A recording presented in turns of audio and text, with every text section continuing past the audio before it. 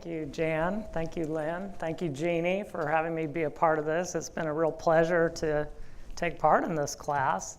So we're going to have a lot of fun tonight. I want to talk a little bit about historical fiction, and particularly about Hilary Mantel, the British writer who's written these two marvelous books about Henry VIII and Thomas Cromwell and the Protestant Reformation in England. So we're also going to watch a couple of film clips from the Wolf Hall series that was made by the BBC and then rebroadcast on PBS. So I think I'll show one clip before a little break, and then I have another one that we'll watch after the break. And I'm going to talk a little bit about some of the martyrs in the Protestant Reformation in England, at least. And I'll come back to those a little bit in the second half as well. And then at the very end, I think I'm going to bring my dad up to sort of recap and bring this thing to a close. So it should be a terrific evening. Thanks a lot for coming. So the idea that I want to kind of try to emphasize tonight is that historical fiction in some ways can offer a sort of different perspective on historical events. So with something like the Protestant Reformation, obviously we've been talking about just how complex it is and how it's sort of different in different settings. But my thesis basically is just going to be that fiction gives us a glimpse of a kind of inner perspective and inner life of what it was like to live through the period. And so I think in that sense it offers a kind of new light on what we've been learning about and what we've been studying. So a perfect kind of quote for that is from Wolf Hall, Hilary Mantel's novel that we'll be talking about tonight. She has this line on page 55. She says, "Beneath every history, another history." The idea being, I think, for her that there's these kind of layers in any historical moment. And so whatever perspective we might take on it, there's going to be different perspectives or different ways that people experienced it, perhaps, in their own lives. So I'm starting here with a great critic, Isaiah Berlin. He was an Oxford Don, as he looks like an Oxford Don here, doesn't he? He has a famous essay called The Hedgehog and the Fox, where he talks about historical fiction, and particularly about Leo Tolstoy. Okay, so we all know Tolstoy is a great historical novelist, War and Peace especially. And what Isaiah Berlin said about Tolstoy is that he was kind of troubled by this difficulty of being a historical novelist. Berlin says he could not justify to himself the apparently arbitrary selection of material and the no less arbitrary distribution of emphasis to which all historical writing seemed to be doomed. So that was Tolstoy's difficulty, like what to emphasize in writing a historical novel. So the first quote I have two handouts tonight, by the way. The first one will have some of these quotations. Hopefully they've kind of been distributed. I think there were about 50 of them, so there might not be enough for everyone. But this is the first quote on your handout, and you might share with somebody if the person next to you doesn't have it. So this is Berlin, Isaiah Berlin again. "History as it is normally written usually represents political events, public events, as the most important, while spiritual, inner events are largely forgotten. Yet prima facie, it is the inner events, that are the most real, the most immediate experience of human beings." So according to Isaiah Berlin, no one was better than Tolstoy at doing this, at kind of presenting the inner events of a particular historical moment. He said that Tolstoy excelled at representing the texture and feel of history in a look, a thought, or a pang of sentiment. In short, the inner experience of history. And I think that's true of Hilary Mantel as well. I think in Hilary Mantel's novels, she kind of draws us into that kind of inner experience of what it was like to live through it. And she does this mainly in these novels, Wolf Hall and Bring Up the Bodies, if you've read them. She does it through her protagonist, right, primarily, which is Thomas Cromwell. So she focalizes the narrative through Thomas Cromwell, her main protagonist. And this is a technique, not unlike what many writers do. It's a technique called third-person limited omniscient narration, where you have a narrator, right? But the narrator is kind of looking through the eyes of one of the characters, right? Henry James was amazing at this, and Henry James called that protagonist his central consciousness, because even though there was a narrator who was separate from that character, he wanted everything to be sort of filtered through the character, okay? So in Mantel's hands, this is the role that that Thomas Cromwell plays. He's her central consciousness, as it were.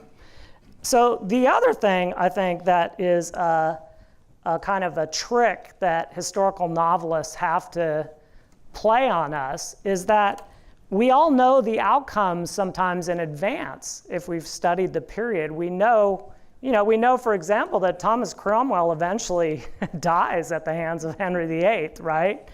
But the trick is to make it seem like, as we're reading the novel, that we don't know what's coming, right? So she has to kind of somehow create suspense even when readers already know the outcome and even when she knows the outcome.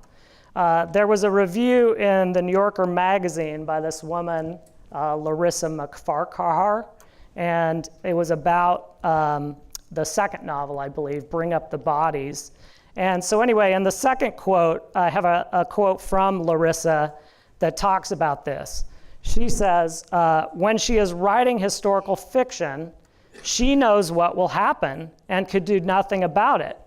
But she must try to imagine the events as if the outcome were not yet fixed from the perspective of the characters who are moving forward in ignorance. This is not just an emotional business of entering the character's point of view. It is also a matter of remembering that at every point, things could have been different. And so I think that, Mantel does this beautifully. Her characters don't quite know what's coming. And she manages to kind of capture what it feels like to be in this moment where you don't yet know the outcome, because you're living through it. And I think as readers, we can kind of, be transported into the past and feel a little bit of that contingency of history, like what's going to happen. We don't really know because we're living through it. I hope that makes sense. So I want to look at some examples of this. So here's the first book in the trilogy, Wolf Hall, and that came out in 2009. By the way, both of these books won the Booker Prize in England for the best book of the year. This is the second one, called Bring Up the Bodies. The third one is not out yet, and I'll talk a little bit about it at the end today. But so far, there's just been the two books in what is projected to be a trilogy, the Wolf Hall trilogy, that she's written. So Cromwell, as I said, sort of doesn't know, as he's living these events, how things are going to turn out. He also knows that it's kind of a tumultuous time and that, any day could be his last. He knows that he has enemies. He says at one point that there are people who, if they could, would destroy him with one vindictive swipe, as if he were a fly. So he's very adept, this Cromwell, Thomas Cromwell, the character that she's developed, he's very adept at kind of negotiating his way in life. He's a pragmatist. So here's a passage, this is quote number 3, that kind of captures this sense of not knowing quite what's coming. So here's the passage, number 3. His inner voice mocks him now. You thought you were going to get a holiday at Wolf Hall. You thought there would be nothing to do here except the usual business, war and peace, famine, traitorous connivance, a failing harvest, a stubborn populace, plague ravishing London, and the king losing his shirt at cards. You were prepared for that. At the edge of his inner vision, behind his closed eyes, he senses something in the act of becoming.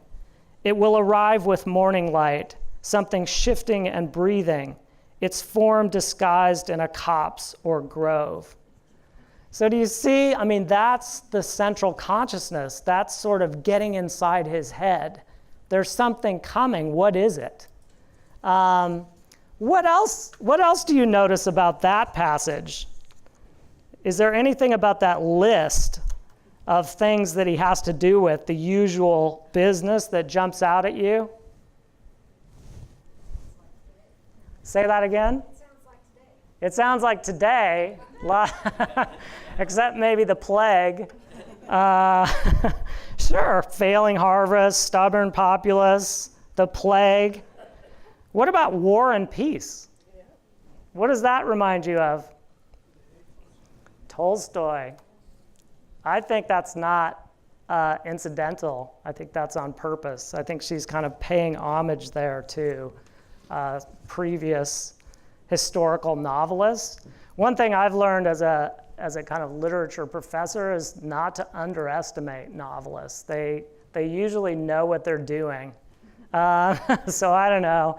I tend to give them the benefit of the doubt. And I think with that phrase, war and peace, I think she's sort of paying homage to Tolstoy. Okay, so it is true. Oh, by the way, here's the famous painting of Thomas Cromwell, her protagonist, by Holbein, Hans Holbein, the younger, who was the court painter for Henry VIII. And you guys have seen this image before, I'm sure. He did lots of paintings of Thomas More as well. And Hilary Mantel actually talks about this painting in the book, and has Hans Holbein as one of her characters as well.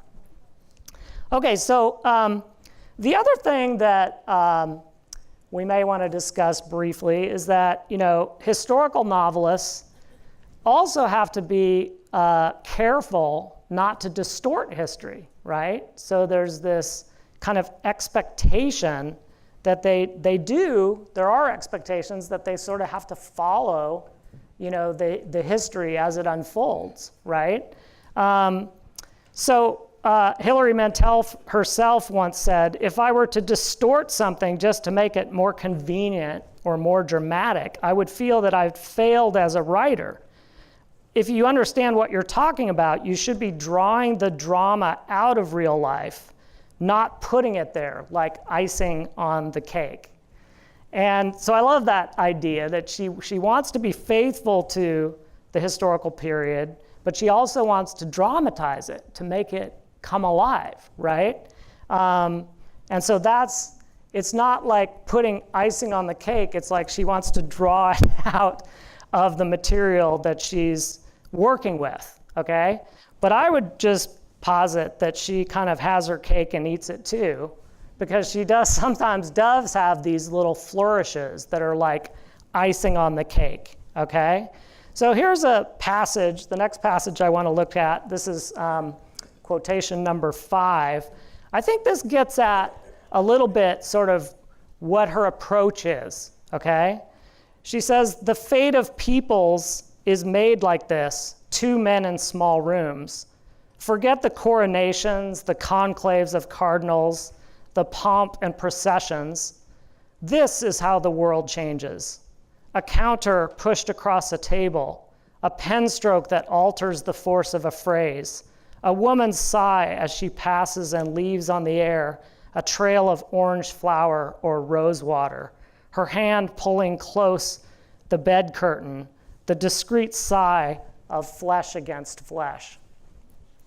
And so here in this passage, I think she's telling us what she's trying to do as a historical novelist, which is to peer behind closed doors, to pull back the curtains, if you will, on the way that her characters are living their lives. So it's hard to imagine, I think, a better statement of sort of her method. And I think one thing we can say is that one of the pleasures of historical fiction is this kind of voyeurism that we see into people's lives. So here's Hilary Mantel. And here's the quote that I just read. Sorry about that. I should have put that on the board. I hope people have it on the handout as well. So one of the great literary critics about historical fiction was a Russian critic named Georg Lukács. And here's Lukács here. He wrote a book called The Historical Novel, in which he argues that historical faithfulness is not achieved by sticking to the facts. But he says that rather, historical novelists must try to capture the authenticity of the characters, and particularly their inner lives and behavior, which is how we actually experience history. Another critic that I really admire, a more contemporary one, is James Wood, who writes for The New Yorker and teaches at Harvard. There he is, James Wood. He has an excellent book, by the way, called How Fiction Works, which I think is a really good kind of short primer on these kind of narrative issues. But this is what James Wood has to say about Mantel's literary method. So this is quote number 6. Where much historical fiction gets entangled in the simulation of historical authenticity, Mantel bypasses those knots of concoction and proceeds as if authenticity were magic rather than a science. She knows that what gives fiction its vitality is not the accurate detail, but the animate one, and that novelists are creators, not coroners. So I think he's on to something here. She's, in a sense, Mantel and other historical fiction writers are bringing people back to life, but they're not coroners. They have to kind of breathe life into these characters and make it look like, they're alive. So that's what matters. I mean, it's kind of what Lukács is saying, is that their inner lives, the way they experience history, and not so much the historical authenticity of it. And so what I would argue is that in addition to just the inner lives, one of the things that we're learning in Wolf Hall and in Bring Up the Bodies is the way the characters are thinking through theological issues as well. So I want to turn to that now and look at some of the things that Mantel has to teach us about the Protestant Reformation and about the kind of ideas that were circulating and changing during this period in England. So we're gonna kind of back up. When I talked earlier, I talked about Luther a little bit, and one of the things we have to remember about the context in England is that King Henry VIII took a pretty strong stand against Luther in the beginning. He actually wrote this treatise, this theological. King Henry VIII was very knowledgeable about the Bible, and he considered himself a little bit of a kind of lay theologian. So interestingly enough, so he wrote this treatise in Latin between 1519 and 1521 titled Assertio Septem Sacramentorum, or Defense of the Seven Sacraments. In effect, Henry affirmed the basic tenets of the Roman Catholic Church, including the supremacy of the Pope. So not surprisingly, the Pope liked this. It was Pope Leo X at the time. And so on October 11th, 1521, Pope Leo X conferred on Henry VIII the title Fide Defensor, or Defender of the Faith. As we all know, so Henry VIII initially was sort of against what was happening on the continent. So we all recall that Henry VIII felt that he needed a son in order to secure the Tudor dynasty in England. And his marriage to Catherine of Aragon had produced but one living child, a daughter, Mary Tudor. So in 1533, after a marriage of 23 years, Henry divorced his wife, Catherine of Aragon. And in doing so, he broke with the Church of Rome because the Pope had refused to give him an annulment. And he proclaimed himself as the head of the Church of England, okay? So here's an image of Henry VIII from right around that time, 1520, this says, from the National Portrait Gallery in London.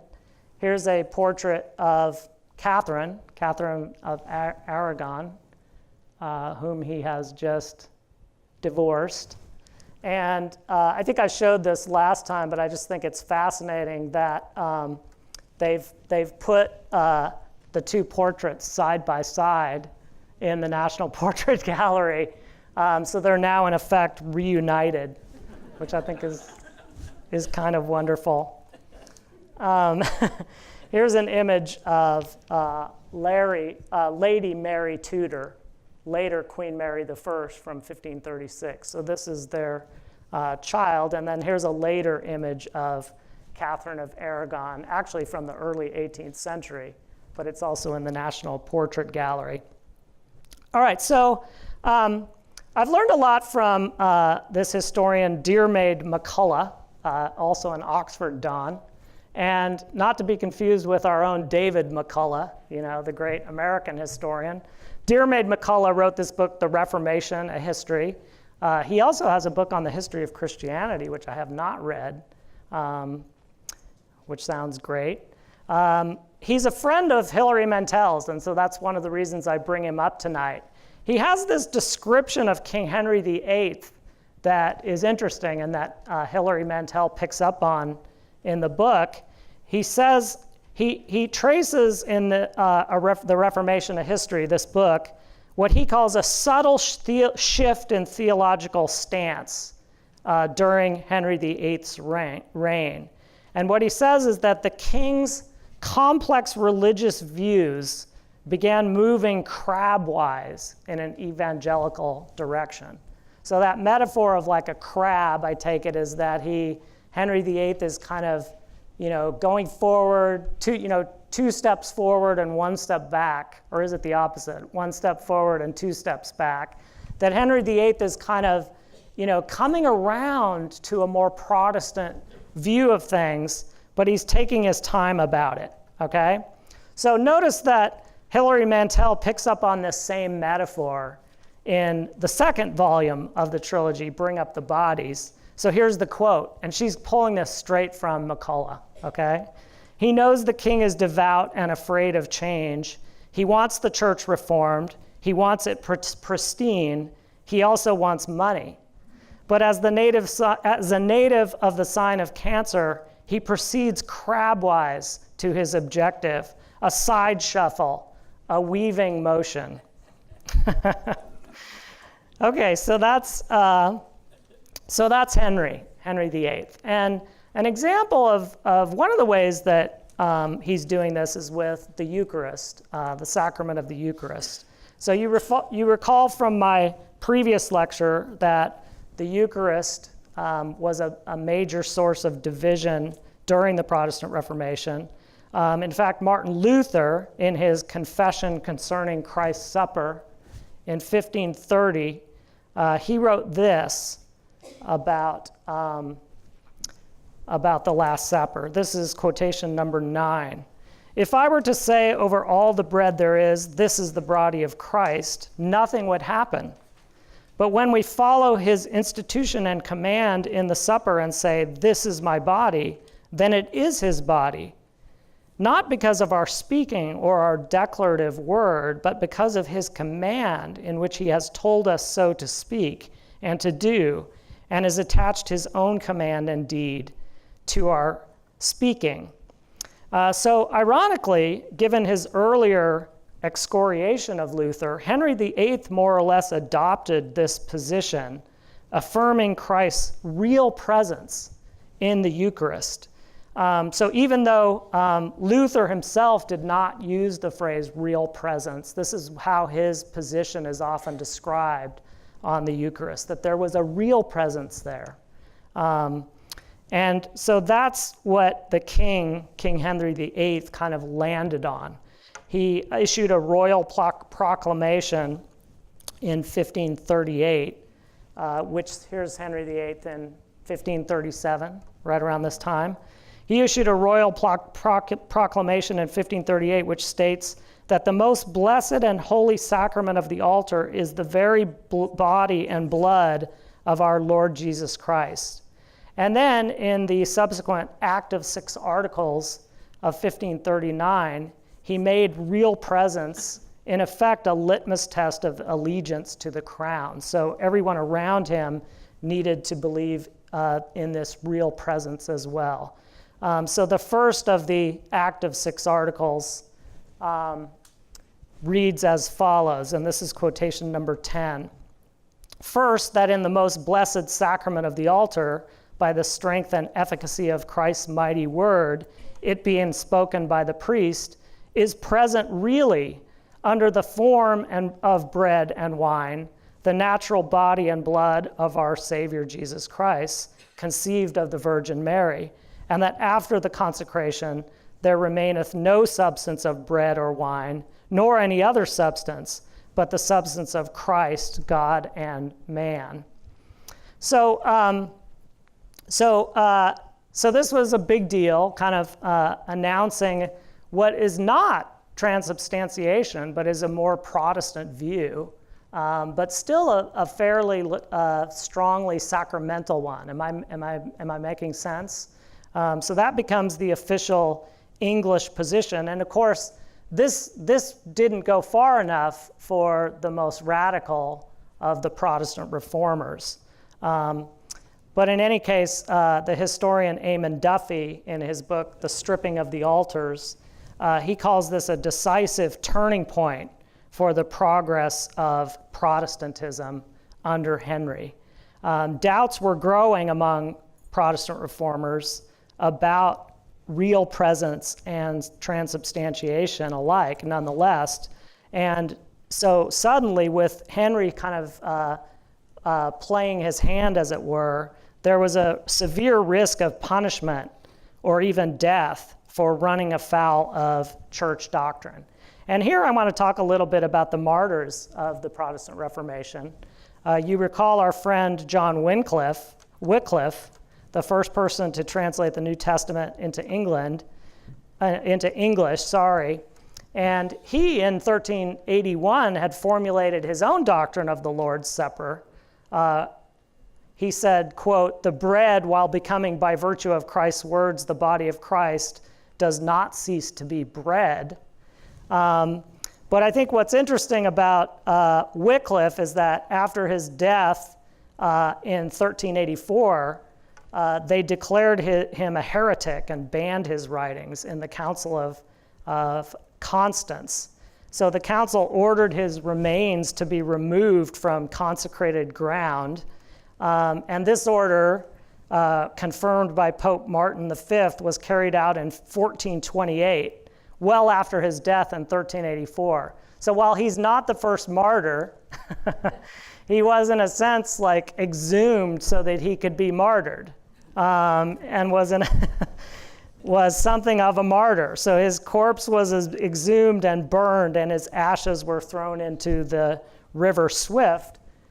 Wycliffe's death is one of many recounted in Acts and Monuments of these later and perilous days touching matters of the church, by John Foxe, published in English in 1563. This is more popularly known as Foxe's Book of Martyrs.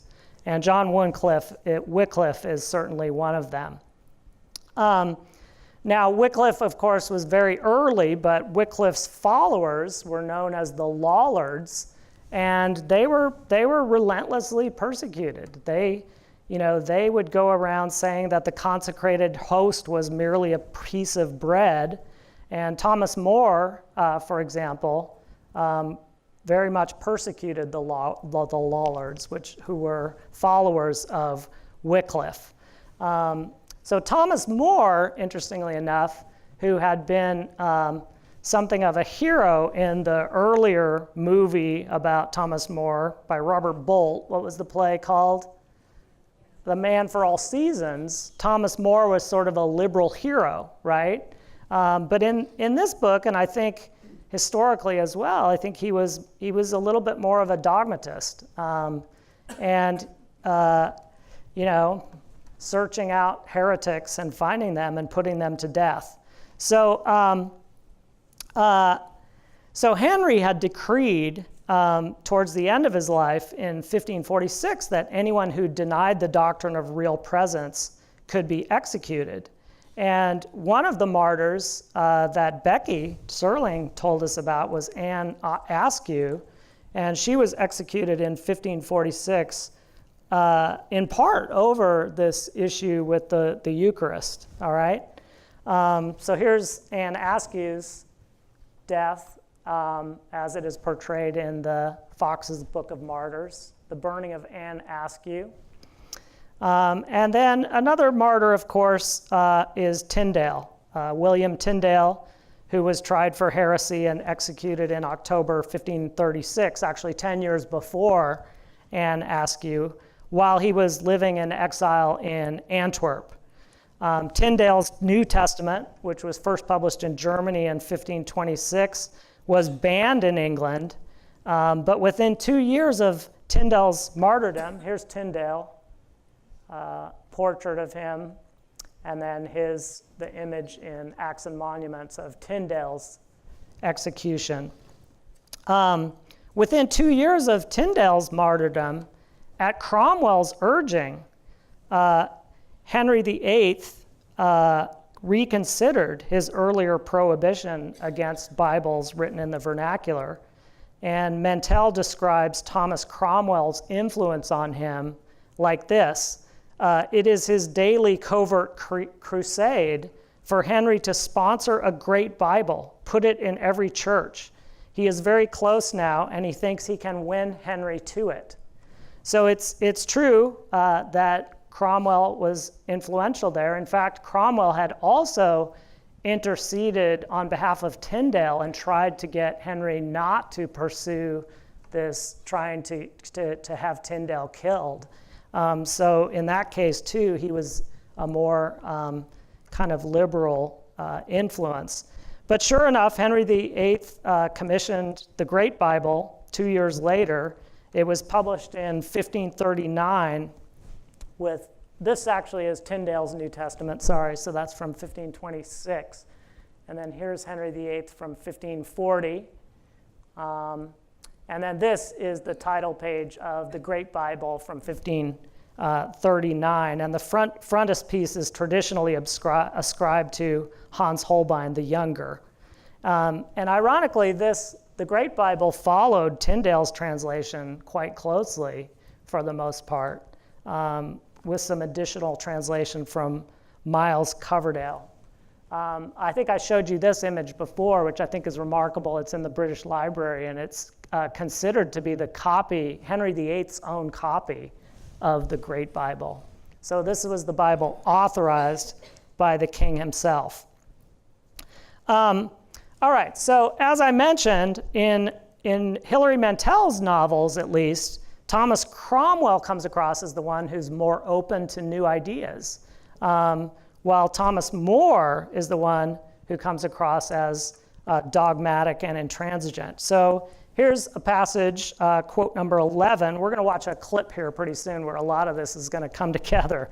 But this is a passage in which Cromwell is kind of thinking about this contrast with his adversary, Thomas More.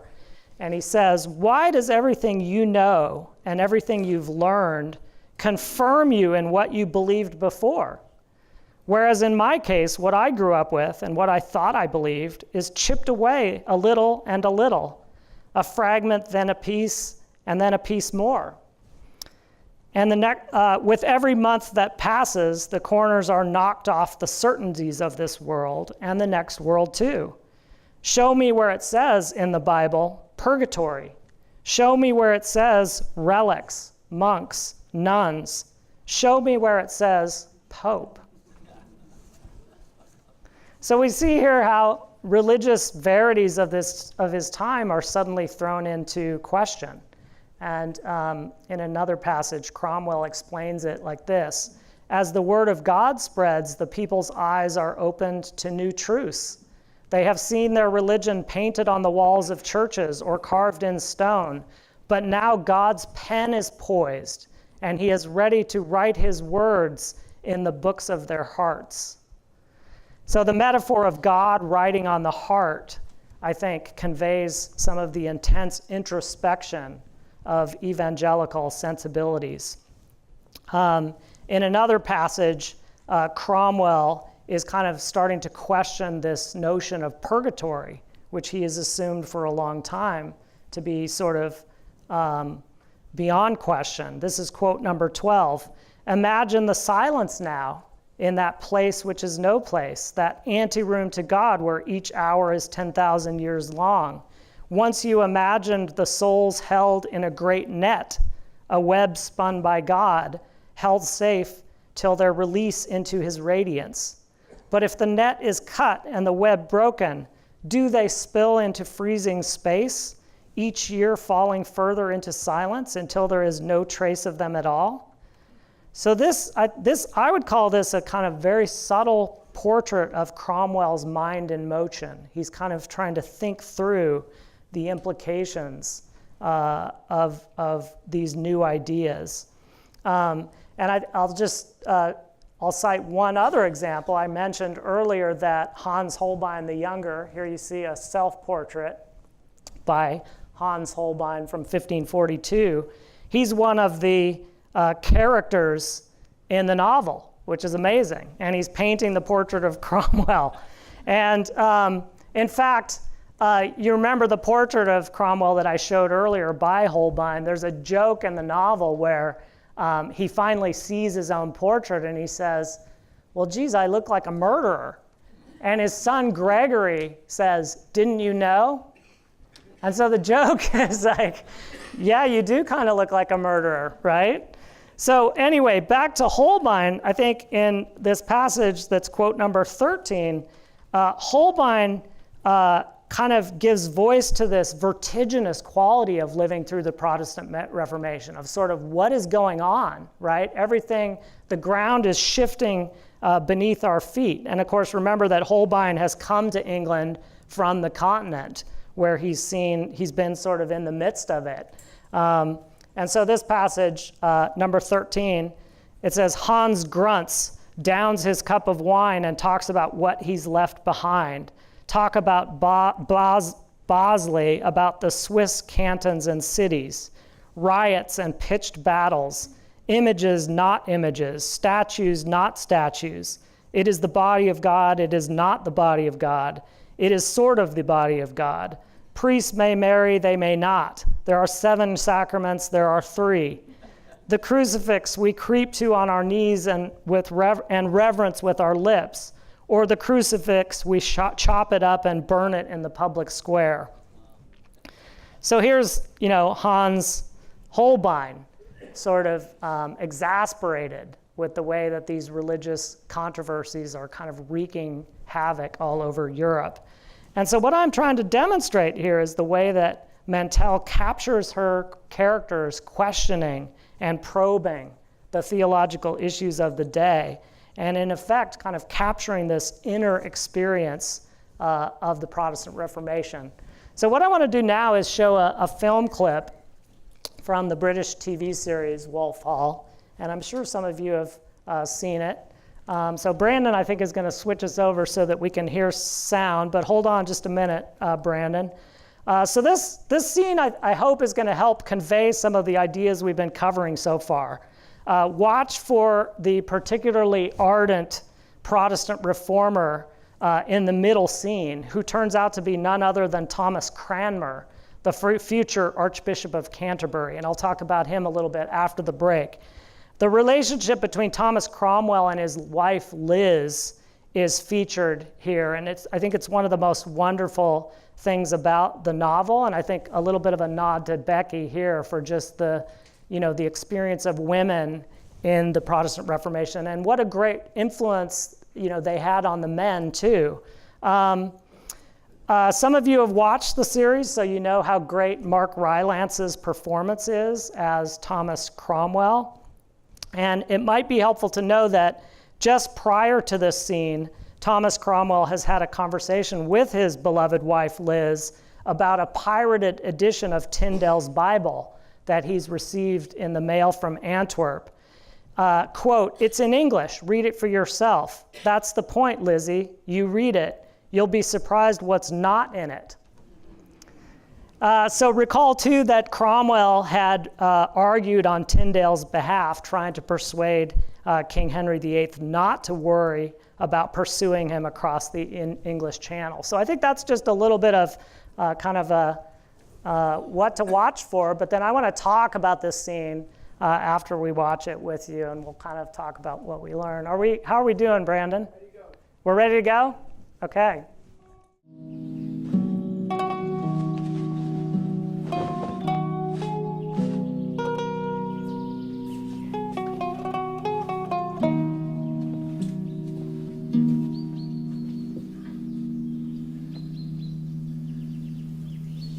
Tell me when you're going.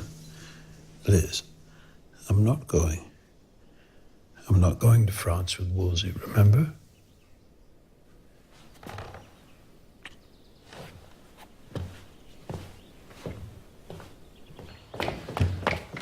Go back to bed, Liz.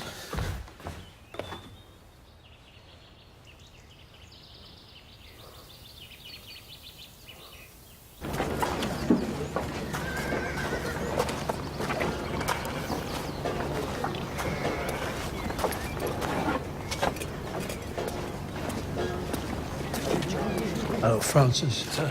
If anyone asks for me, I'm not here. Yes, Master.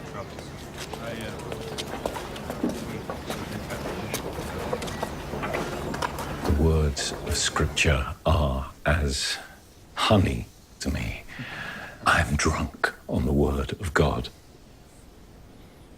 I've read Tyndale's Gospel.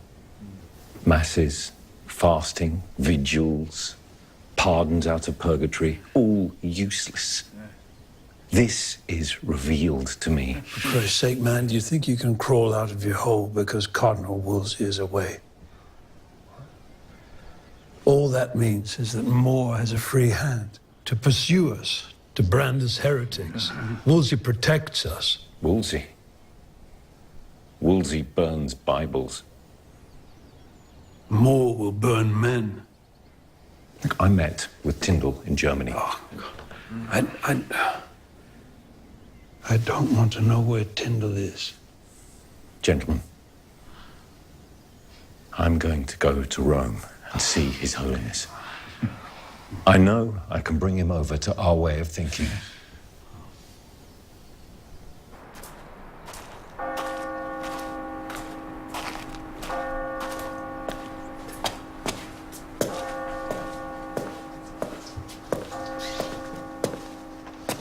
What is it? Say it.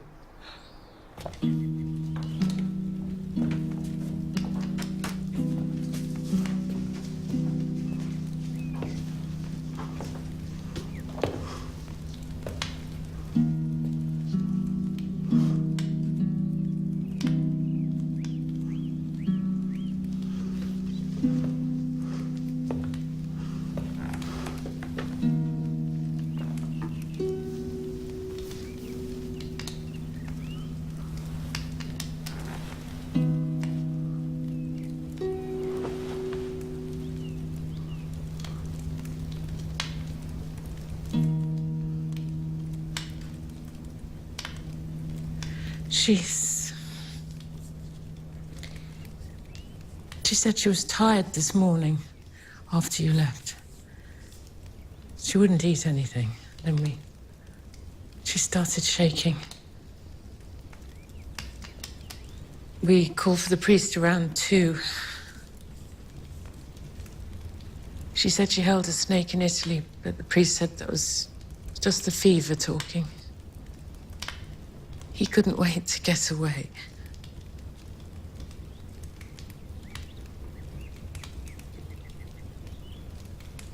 Okay, that's so that's the scene. Quite an affecting scene of his wife's death of the sweating sickness or the plague. So any thoughts in watching that?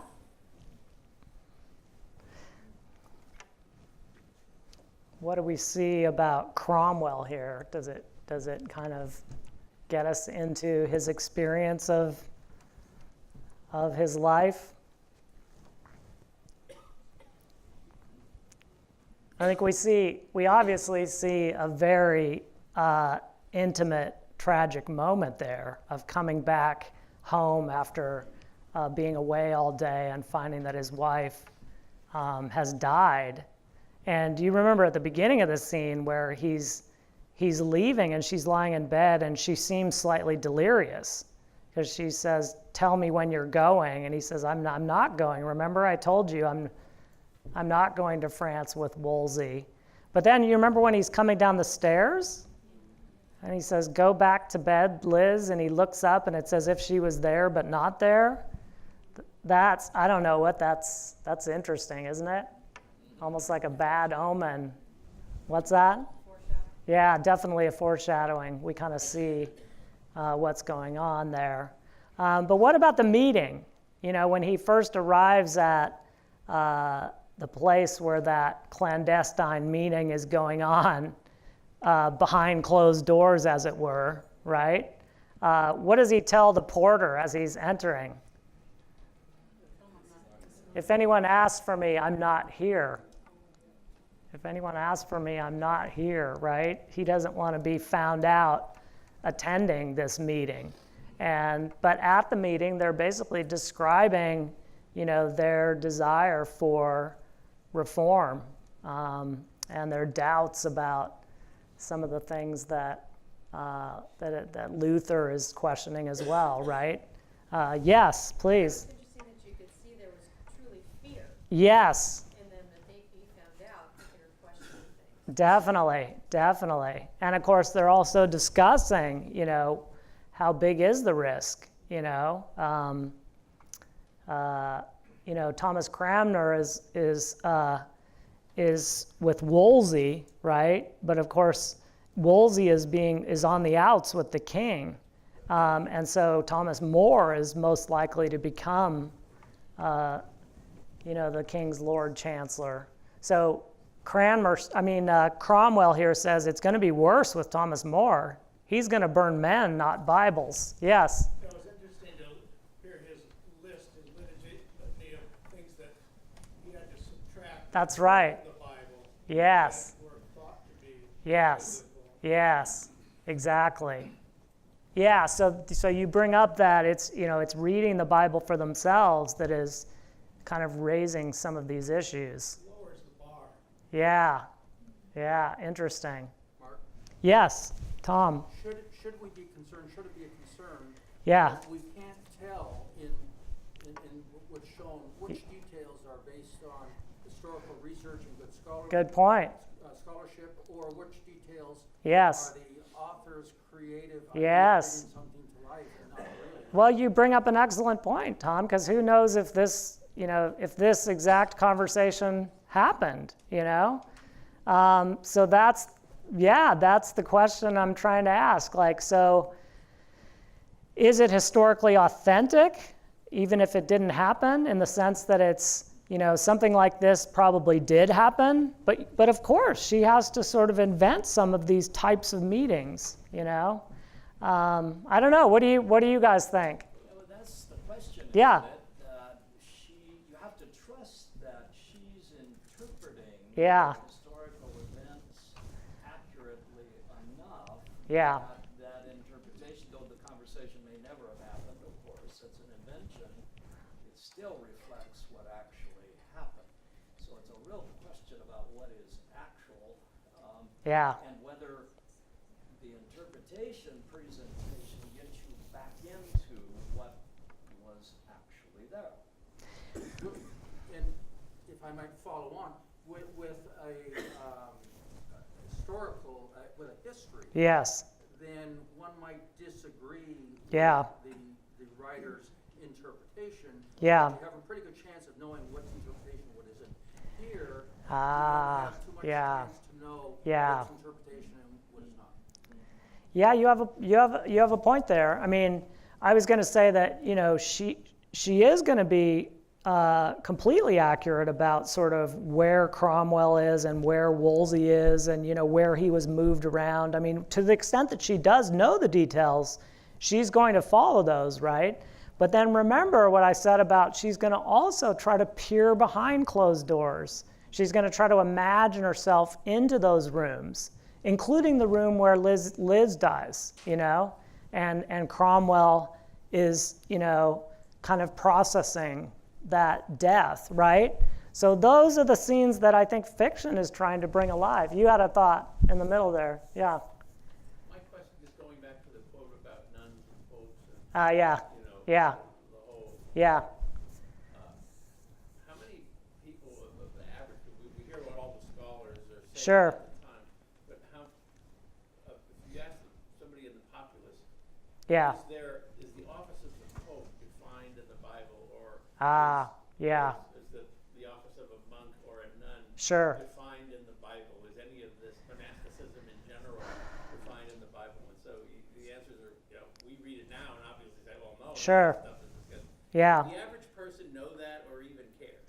Well, no, that's a good question. I mean, I would say the majority of the population is illiterate, first of all. But yeah, I think you raise a good point. Yeah, I mean, Bible written in English yet for the general public? so at this point, Tyndale is the one that would have been available. Interestingly enough, Tyndale's Bible, even though it was banned, was fairly popular. So people did want to read it.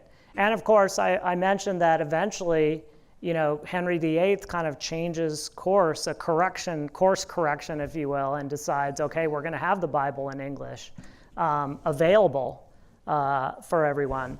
But yeah, no, you raise a good point. And I think another answer I think I would offer to your question is that a lot of scholars these days are realizing, look, something like the Protestant Reformation doesn't just happen overnight. You know, plenty of people in the parishes, in the countryside, they're going to want to continue worshiping the same way they always have. You know, they're going to kind of retain the same beliefs that they've had, right? And they're going to hold on to those, right? So, you know, a good way of thinking about this might be that, you know, the kind of dominant view on some of these things is going to be pretty tenacious. And even as newer ideas are emerging and people are trying to grasp those. So that's one of the things that I'm arguing historical fiction can offer, is this kind of portrait of change that's as it's happening, you know, how people are trying to, you know, take these new ideas and sort of think through them and think through what are the implications for what I used to think, you know, was the case. So absolutely, it's a kind of process of historical change and of mental changes that people are undergoing. Yes? And there was a moment of optimism there. Yeah. When the guy says, I'll go to Rome, and I'm sure I can convince the Pope. Yeah, true. That sounds like a pretty hopeless task, doesn't it? Yeah, absolutely. Yeah. Yes, please. Question, how much of the first 5 books of the Bible is historical fiction? Yeah. We know Yeah. a fair amount about it. Sure. I don't have a good answer for that one. But yeah. Yes, please. In the 2 portraits of Moore and Cromwell, Yes. they each hold a piece of paper in their hand. That's true. Yeah. Significance of that.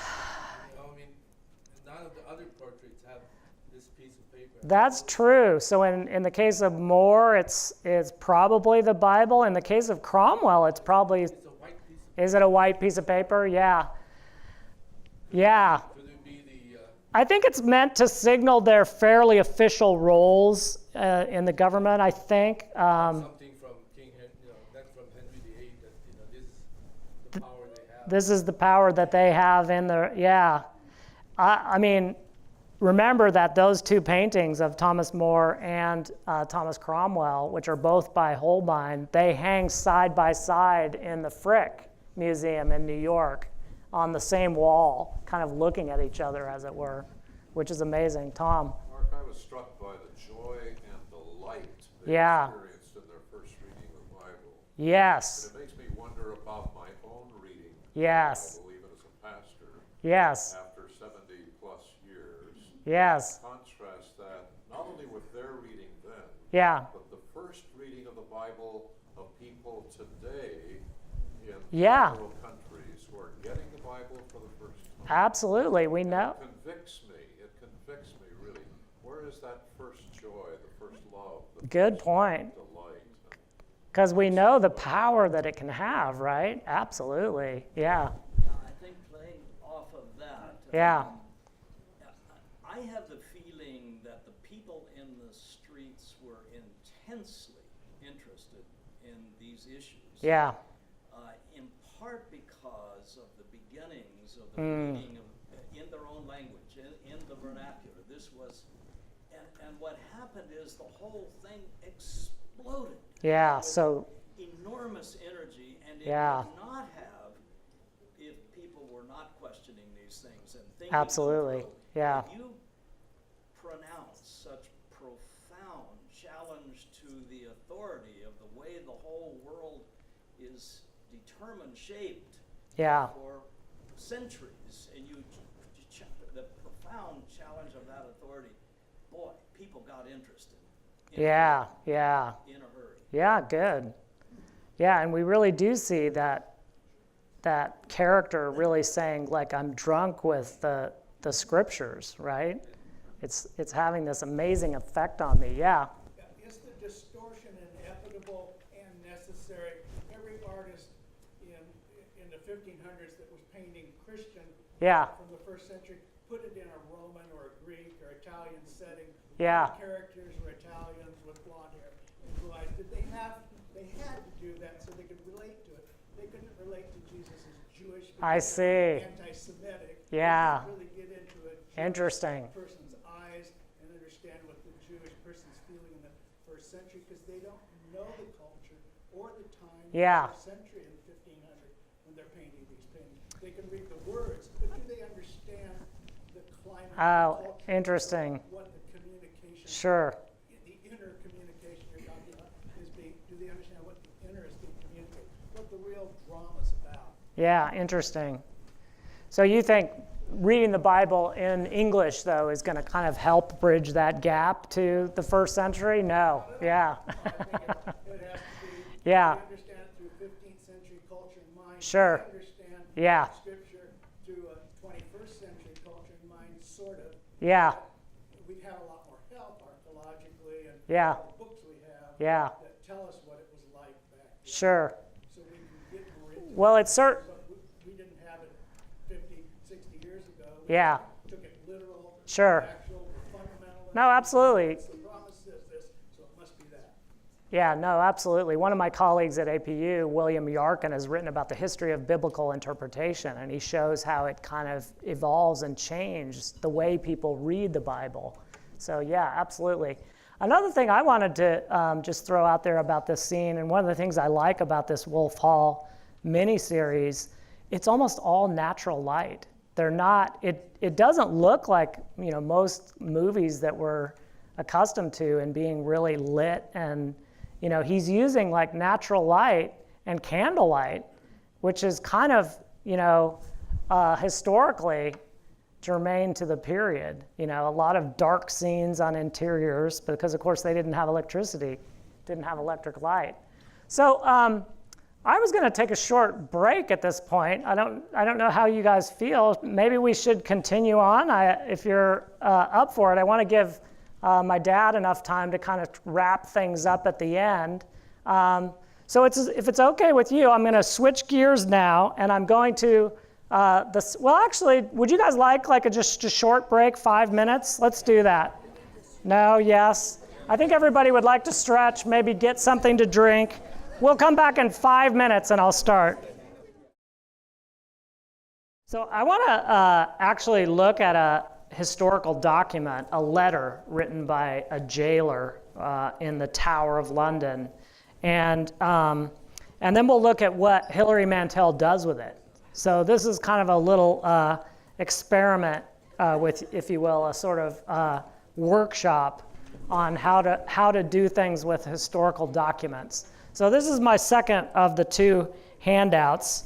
And so first, I want to just have us look at the letter. Okay, so this was written the day before Anne Boleyn. Here's Anne Boleyn in a painting after Holbein. She's Henry VIII's second wife, of course. So the day before she was to be executed on May 19th, 1536, William Kingston, Constable of the Tower of London, wrote the following letter to Thomas Cromwell. And so here it is. It's the first quote on my second handout. "This morning she sent for me, that I might be with her at such time as she received the good Lord, to the intent I should hear her speaking as touching her innocency, always to be clear. And in the writing of this she sent for me, and at my coming she said, 'Mr. Kingston, I hear I shall not die afore noon, and I am very sorry therefore, for I thought to be dead by this time and past my pain.' I told her it should be no pain, it was so little. And then she said, 'I heard say the executioner was very good, and I have a little neck,' and then put her hands about it, laughing heartily. I have seen many men and also women executed, and that they have been in great sorrow, and to my knowledge this lady has much joy in death. Sir, her almoner is continually with her, and had been since 2 o'clock after midnight." So it's a pretty remarkable letter, and it shows that Anne Boleyn was able to make jokes about her death. You accidentally switched it. I accidentally switched the, yeah, there we go, good. So I want to kind of move quickly to what does Mantel do with this? It's a historical document that she has to go on. Obviously, she's going to want to represent this juicy detail about what Anne Boleyn does. So how does she do it? She actually uses the letter in two different scenes, and she reworks it as follows. So in the first scene, this is from they're both from Bring Up the Bodies, the second book in the trilogy. So in the first scene, Cromwell himself visits Anne Boleyn in her cell. And so this is the first scene, the first passage. "He feels himself on the edge of something unwelcome, superfluous knowledge, useless information. He turns, hesitates, reaches out, tentative. But then she raises her hands and clasps them at her breast, in the gesture Lady Rochfort had showed him. Ah, Queen Esther, he thinks, she is not innocent.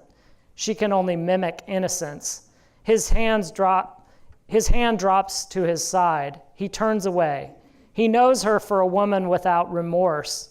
He believes she would commit any sin or crime. He believes she is her father's daughter, that never since childhood has she taken any action, coaxed or coerced, that might damage her own interests. But in one gesture, she has damaged them now. She has seen his face change. She steps back, puts her hands around her throat. Like a strangler, she closes them around her own flesh.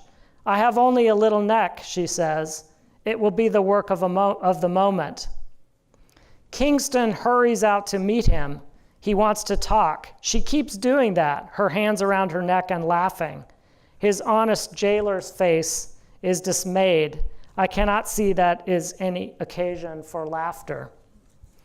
So that's the first scene that she reworks, and she changes some things about the historical source, doesn't she? In the historical document, Cromwell is not there. It's Kingston, the jailer, the constable, who reports it to him in a letter. But I think, in a way, she kind of covers herself a little bit by having Kingston, in her scene, come out and says, oh, she keeps doing that. She puts her hands around her neck and laughs, and I can't see it as any occasion for laughter. So the implication is that she's done it more than once, and that maybe she could have done it in Cromwell's presence as well. But in any case, it does dramatize the scene, does it not, to have her protagonist, Cromwell, actually witness it, right? So it is, I think, a kind of dramatization of the scene in question. It lends it greater immediacy to have Cromwell in the room, as opposed to learning about it from the constable or through a letter. Do you see what I mean? Okay, so the second scene, though, he also uses this same letter and kind of reworks it. And in this scene, Cromwell laments the fact that Anne Boleyn has apparently gotten the date of her execution mixed up, that she thinks she should be dead by now, and she somehow can't believe that she's still alive.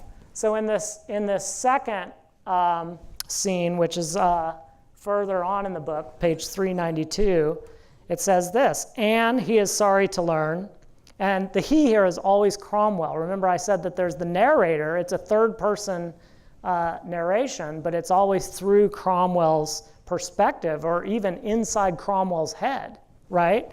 So Anne, he is sorry to learn, has mistaken the day of her death, rising at 2 a.m. to pray on the morning of May 18th, sending for her almoner and for Cranmer to come to her at dawn so she can purge herself of her sins. No one seems to have told her that Kingston comes without fail at dawn on the morning of an execution to warn the dying person to be ready. She is not familiar with the protocol, and why should she be? Kingston says, see it from my point of view, 5 deaths in one day and to be ready for a Queen of England the next day. So he's putting it off till the next day after that, which is May 19th. Still, the constable is sorry for her misapprehension, especially since her mistake ran on late into the morning. The situation is a great strain on both himself and his wife. Instead of being glad of another dawn, he reports, Anne had cried, and she said she was sorry not to die that day. She wishes she were past her pain.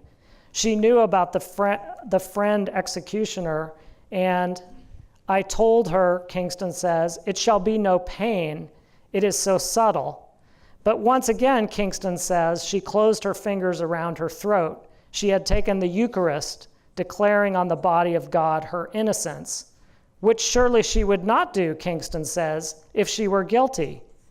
She laments the men who are gone. She makes jokes, saying that she will be known hereafter as Anne the Headless, Anne sans tête.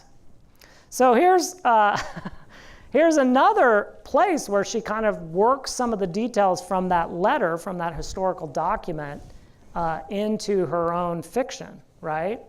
But again, it's not exactly the same, but it's similar. So the starting point here is Anne Boleyn's confusion about the date of her execution, which is derived from the letter. And in fact, she was executed the following day. So Mantel is kind of describing the guilt that the jailer might have felt from such a mistake.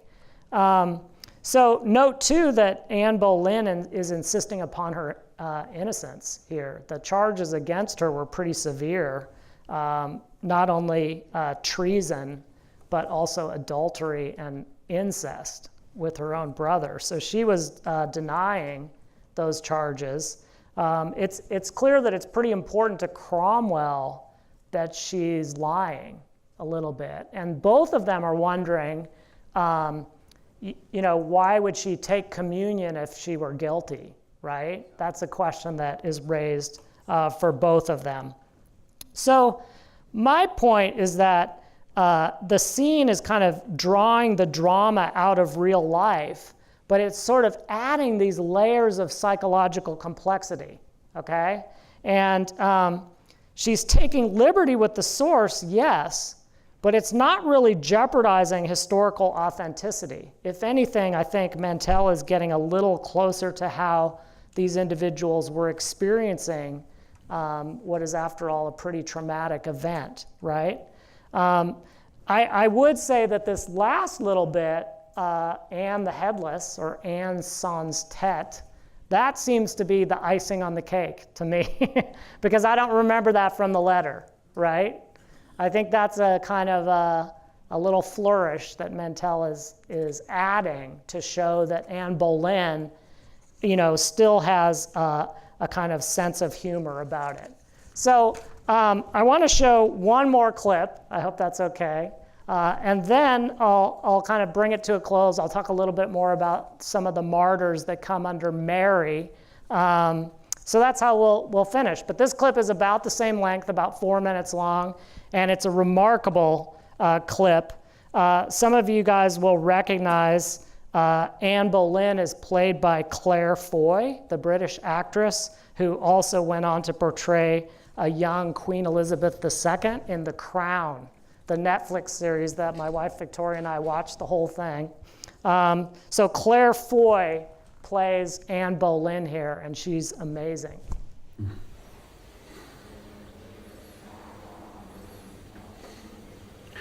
How is she? Sometimes crying, sometimes laughing. There's something she said. I only mention it because you told me to report everything I heard. Go on. When I told her she would stay in the same room she had before her coronation, she said, "It's too good for me. Jesus, have mercy on me." She's not worthy, it's because she's guilty. What is it she's done? Is it something we haven't even imagined yet?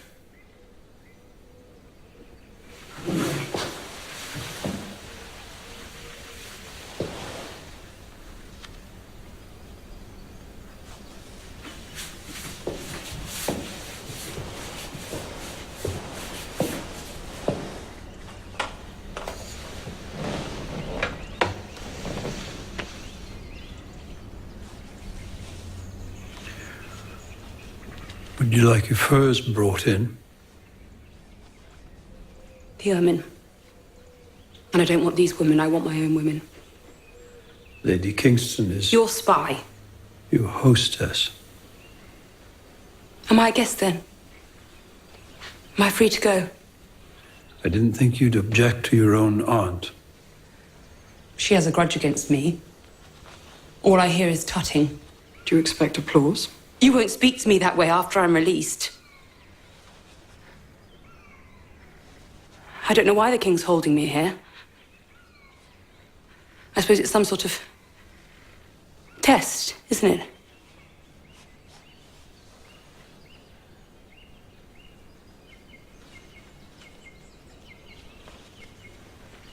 I want to see my brother. That's a foolish demand in the circumstances. My father. Oh, don't expect help there. Thomas Boleyn looks after himself, first and last. I should know he's my brother.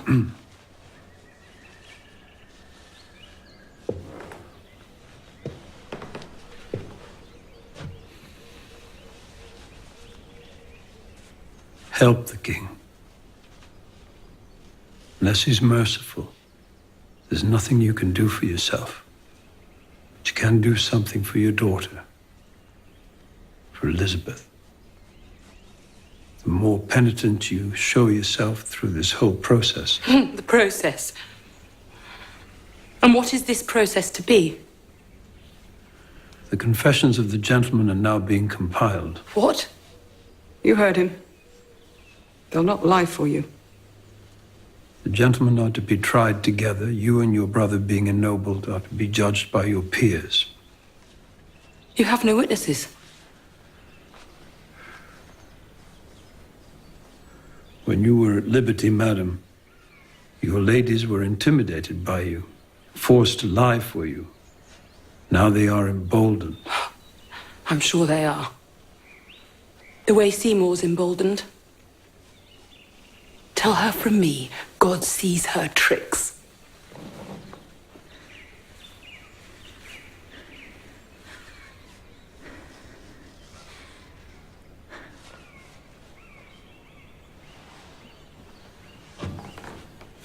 No. Just tell me. You don't believe these stories against me, do you? I know in your heart you don't. Do you, Cromwell?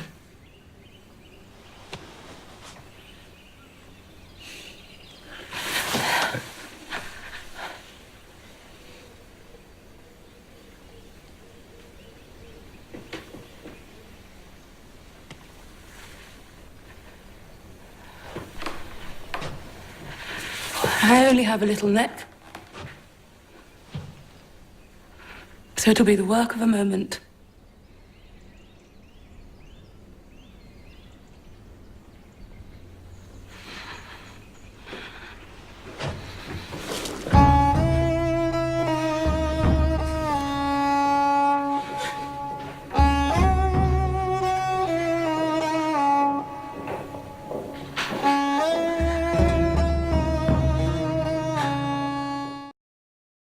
Okay, excellent. Thanks, Brandon. So, yeah, that's the same scene that we just looked at on paper. What do you guys think? I sort of like Mantel's version a little bit better. I don't think this scene quite manages to capture the fact that Anne Boleyn has a sense of humor about it. You know, she's much more frightened and cornered, but still insisting on her innocence, right? What else about the scene was I going to mention? Do you have anyone have any thoughts? Does Cromwell think that she's guilty? It appears not. It appears that he has some real doubts. You know, when she says the line, "You have no witnesses," he thinks for a minute, and of course he's a lawyer. And I think he's trying to process the fact that it is a trumped up case against her, you know? People are bringing forth these charges under duress, if not torture. So this is Anne's execution is what ends the second volume of the trilogy, Bring Up the Bodies. And of course, there's a third trilogy, a third volume in the trilogy coming that's going to chronicle after Anne Boleyn's execution and sort of what happens next. Hilary Mantel was here at the Huntington Library in May at a conference on historical fiction, and I was one of the speakers at this conference. So she gave a keynote lecture the night before, and I wanted to read a couple of passages from that lecture that I think will resonate with what we've been talking about. So the lecture was titled, "I Met a Man Who Wasn't There," and here's Hilary Mantel on the differences between history and historical fiction. When a historian writes, for example, about the execution of Anne Boleyn, the head falls and a chapter closes, new page, new chapter. But human experience isn't like that. Those who are still alive wake up next day, confused, frightened. There has been a wave of arrests, but are they over? Is Anne's execution the end of something or the beginning of something? We know they didn't.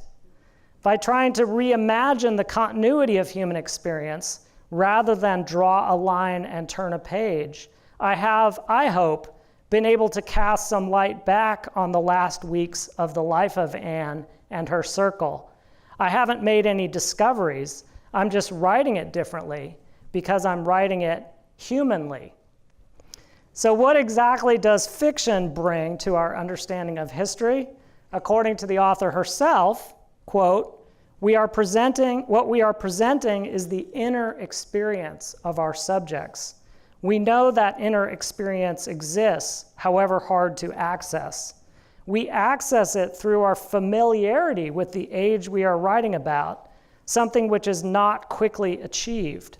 as novelists, we're not repudiating subjectivity, we're seeking it. It's what we bring to this table, subjectivity. Good historical fiction is self-conscious, like a painting where the brushstrokes are visible. So that's basically been my point about her fiction, is that she's trying to kind of bring us into the inner lives of these characters, so that we kind of get a glimpse of what it was like to live during the Protestant Reformation. So I think what I'll do now, in order to leave a little bit of time to my dad to kind of wrap things up, is I want to kind of take us forward after Anne Boleyn's execution, and we'll talk about some of the turmoil, really, that happened in later, okay? So there's the scene we just watched. I'm going to skip a couple of these, and we're going to go to, this is an image of Hilary Mantel in an illustration that's after Holbein that was in the New Yorker in 2012. Which is wonderful. Note the resemblance to Jane Seymour, Henry VIII's next wife. Seymour was mentioned in the film clip we just watched. Anne Boleyn said, Seymour is certainly emboldened, right? Because Seymour, after Anne Boleyn's death, Henry VIII married Jane Seymour, his third wife. And she died, however, 12 days after giving birth to Henry's first legitimate son and heir, Edward. There's Prince Edward from 1538. It was widely known, by the way, that Henry had an illegitimate son, Henry Fitzroy, with his mistress Elizabeth Blount. And then in a span of 7 years, from 1540 until his death in 1547, Henry VIII married 3 more times. There's another one of Edward. Oh, that's after Holbein. That's Edward VI, so when he came to the throne. But before that happened, Henry VIII married 3 more times. Cromwell's downfall, as you know, came in part because he had urged Henry VIII to marry Anne of Cleves. And his behavior was becoming increasingly kind of erratic. So when Edward VI ascended to the throne, the English Reformation kind of gained momentum. The Act of 6 Articles that I mentioned before were repealed in 1547, and then Archbishop Thomas Cranmer adopted a more reformist position on the Eucharist as the official Anglican position. And you remember our historian, Dearmaid McCullough? Here's how he describes this development. Quote, around the time of the old king's death, Archbishop Cranmer became convinced that Luther was wrong in affirming Eucharistic real presence. One might cynically call this a convenient moment to change his convictions, but we should never underestimate the psychological effect of suddenly being released from the hypnotic power of Henry's extraordinary personality. So in any case, Cranmer modified the liturgy accordingly in the English church, and he was the one who spearheaded 2 prayer books in English that were published in 1549 and 1552. The Book of Common Prayer did not go far enough to appease some of the most radical reformers in repudiating real presence. But Cranmer defended his position in 1551 by saying, I do as plainly speak as I can that Christ's body and blood be given to us indeed, yet not corporally and carnally, but spiritually and effectually. So I think he's taking a more kind of spiritual or symbolic approach to it. But of course, so even though the Protestant Reformation kind of had wings under Edward, that was not to last, of course, because Edward died at a very young age in 1553, and the throne then passed to Henry VIII's eldest daughter, Mary. Here's Lady Mary Tudor. Thomas Cranmer, the Archbishop, tried to divert the succession from Mary to Jane Grey, a Protestant member of the royal family. But that scheme didn't go anywhere, and Mary became queen. Having been raised a Catholic by her mother, Catherine, Mary assiduously persecuted those who refused to accept the Catholic faith. And among the most prominent reformers to face persecution under Mary's reign were the Oxford Martyrs. So I'll talk about them here for a minute. So here are the relevant illustrations. First, the Anglican bishops Hugh Latimer and John Ridley, and then Archbishop Cranmer himself were executed. So this is Latimer and Ridley, who were burned at the stake in Oxford on October 16th, 1555. And then Cranmer's death came later on March 21st, 1556. This is where it happened in Oxford, right on Broad Street, just outside Balliol College. So this is the Oxford Martyrs' Cross, which marks the spot where the three of them, the Oxford Martyrs, were burned at the stake. And they've put up a memorial to the Oxford Martyrs as well. This is on St. Giles Street in Oxford.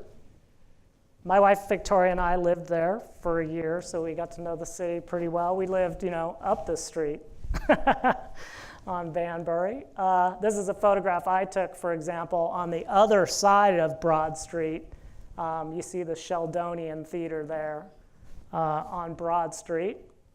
And then this is a memorial I found on the internet, a Reformation memorial to the martyrs.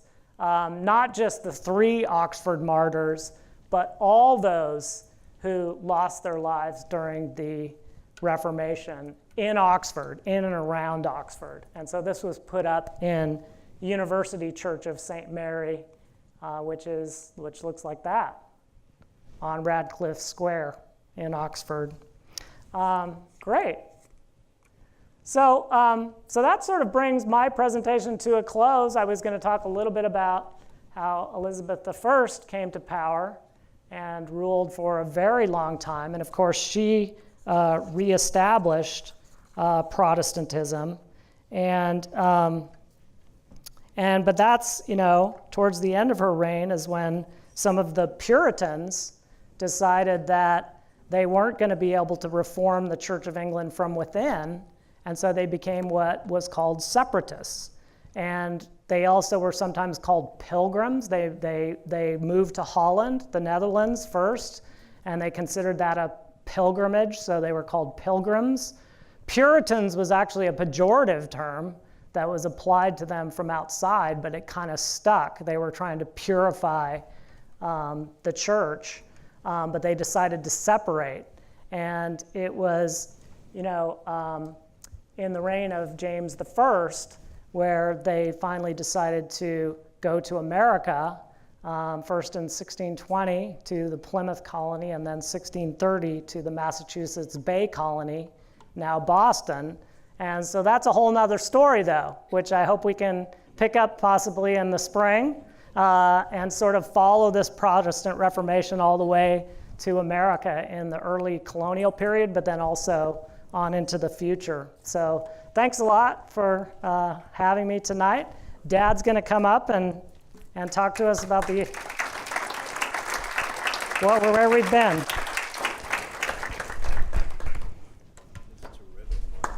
Thank you. Well, I don't have a whole lot more to say. What a fascinating presentation. Just love it. This young man, took classes from me. Huh? Am I proud or what? I mean, it's just a delight. I wanted to mention, by the way, that he talked about Hilary Mantel speaking at the Huntington. He gave a presentation among all of these Brits, all these scholars who had come from England. and he was on this panel with them, and he gives a big presentation. Hilary Mantel was in the audience when he was speaking, so I think that's very cool, and I love it, Mark.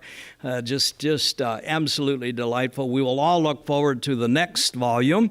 And in case you haven't read the first two, I would encourage you. I think, I have had people tell me these are a little hard going. I mean, they're a little demanding as novels, and yet stay with it, because once you get into the rhythms and the style and so forth, it really, as Mark has demonstrated, it really begins to open up. And then, of course, the BBC series.